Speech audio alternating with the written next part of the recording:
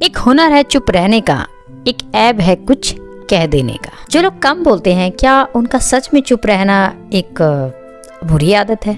एक राजा के यहाँ एक राजकुमार ने जन्म लिया। राजकुमार स्वभाव से ही कम बोलते थे।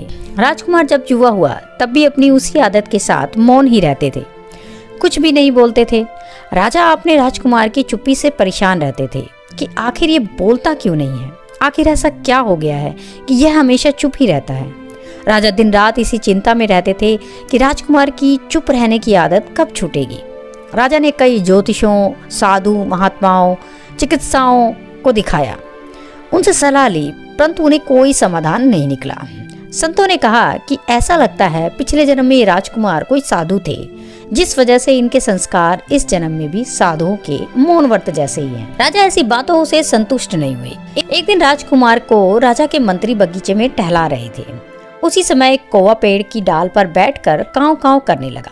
मंत्री ने सोचा कि कौवे की आवाज से राजकुमार परेशान होंगे, इसलिए मंत्री ने कौवे को तीर से मार दिया। तीर लगते ही कौवा जमीन पर गिर गया। तब राजकुमार कौवे के पास जाकर बोले कि यदि तुम नहीं बोले होते तो नहीं मारे जाते। इतना सुनकर मंत्री बड़ा खुश हुआ कि राजकुमार आज बोले हैं और तत्काल ही राजा के पास ये खबर पहुंचा दी। राजा भी बहुत खुश हुए और मंत्री को खूब ढेर सारा उपहार दिया। कई दिन बीत जाने के बाद भी राजकुमार चुप ही रहते थे।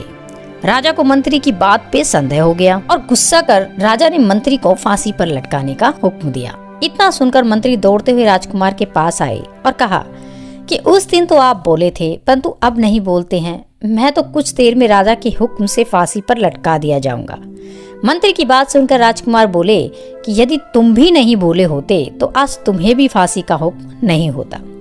बोलना ही बंधन है, जब भी बोलो उचित और सत्य बोलो, अन्यथा मौन रहो। जीवन में बहुत से विवाद का मुख्य कारण अत्यधिक बोलना ही है। एक चुप्पी हजारों कलह का नाश करती है। राजा छिपकर राजकुमार की ये बातें सुन रहा था। उसे भी इस बात का ज्ञान हुआ और राजकुमार को पुत्र रूप में प्राप्त कर गर्व भी हुआ। उसने मंत्री को फांसी मुक्त कर दिया। तो ज्यादा बोलना नुकसान दे सकता है, ये बात सच है, लेकिन आप अच्छा बोलिए, सच्चा बोलिए, तो इसमें कोई बुराई नहीं है। और अगर कहानी अच्छी लगती हो तो चैनल को सब्सक्राइब, वीडियो को लाइक और शेयर करना ना भूलें।